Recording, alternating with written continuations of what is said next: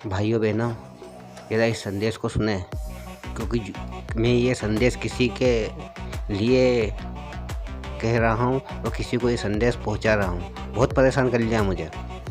क्या भाई, बेवकूफ़ समझ रखा है मुझे? बेवकूफ़ समझ रखा है कि तुम कुछ भी कहोगे और मैं तुम्हारी बातों में फट से आ जाऊँगा। ज़रा अपने बलबूते पे कमाना सीखो, किसी के दूसरे के पीछे नहीं। दूसरे के हंडी में सबको ज़्यादा घी दिखता हैगा। 8 साल से ब्रह्मचारी हूँ। किसी गैर महिला को या किसी गैर लड़की को नाजायज़ मैंने सताया नहीं, किसी को हाथ नहीं लगाया और ना ही मेरे शरीर को किसी को मैंने हाथ लगाने दिया। मैंने अल्लाह की इबादत करी, ईश्वर की आराधना करी, साधना करी। उसके बाद में इन शक्तियों को हासिल करा। ईश्वर ने दिया, मेरी क्या औकात। मेरी सच्चाई को देखकर, मेरी ईमानदारी को देखकर ईश्वर ने मुझे उन शक्तियों से नवाजा कि मैं किसी का इलाज कर दूं, किसी के लिए वशीकरण कर दूं, या किसी कोई नाजायज़ रिश्ते में फंसा पड़ा है तो उनको दोनों को अलग कर दूं। ये ईश्वर की कृपा से होता है।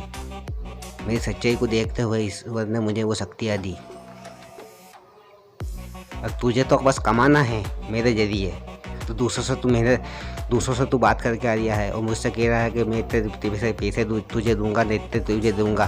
बेटा, अपने बलबूते पे कमाना सीख, अपने बलबूते पे कमाना सीख।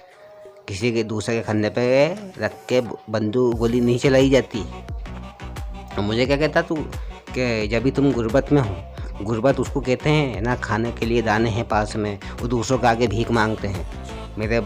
मेरे बच्चे को तेरे घर पे आके भीख मांग रहे थे, मेरे बच्चे का तेरे घर पे आके भीख मांग रहे हैं।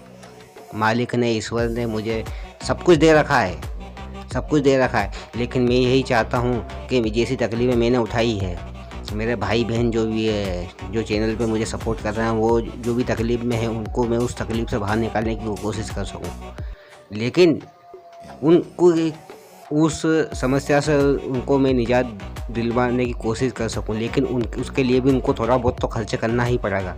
अब किसी शक्ति के माध्यम से हम कोई सा कार्य करते हैं तो उस शक्ति को भेड़ चढ़ानी पड़ती है। अब मेरी गर्दन का थोड़ी कटवा सकता हूँ वहाँ पे मैं।